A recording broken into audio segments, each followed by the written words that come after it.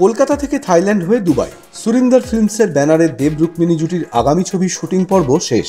চলছে মুক্তির দিন গোনা। এখনো পর্যন্ত ছবির নামও ঠিক হয়নি। অবশেষে ভ্যালেন্টাইন্স ডেতে দেব রুক্মিণীর ফ্যানেদের জন্য আসতে চলেছে জোড়া সুখবর। প্রেম দিবসেই ঘোষণা হতে চলেছে ছবির নাম এবং সেই সঙ্গে জানিয়ে দেওয়া হবে রিলিজ ডেট, অর্থাৎ সিনেমা হলে যাওয়ার জন্য অপেক্ষা আর বেশি দিনের নয়। এ ছবি নিয়ে শুরু থেকেই কৌতূহল তুঙ্গে। তার অনেক কারণ। বহুদিন পর আবার সুরিন্দর ফিল্মসের হয়ে ময়দানে নামছেন সুপারস্টার দেব, সঙ্গে তার পুরনো অস্ত্র অ্যাকশন হিরো ইমেজ।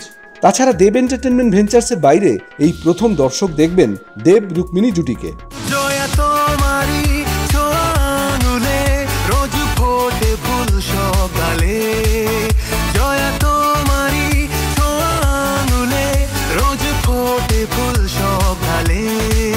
আর অবশ্যই করে বলতে হবে দেবের পরিচালক হিসেবে রাজা চন্দর কামব্যাক। মোট কথা, সিনেমা নিয়ে উৎসাহ উদ্দীপনার এতটুকু খামতি নেই।